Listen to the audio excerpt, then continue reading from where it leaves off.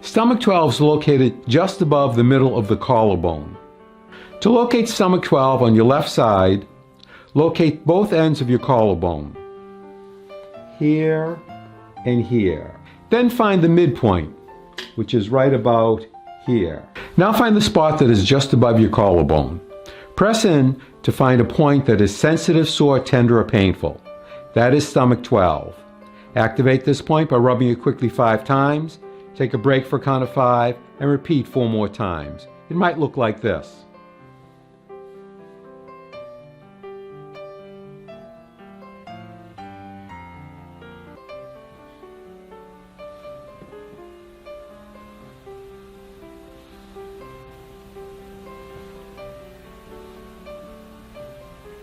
Or if you have a Tei Shin, it might look like this.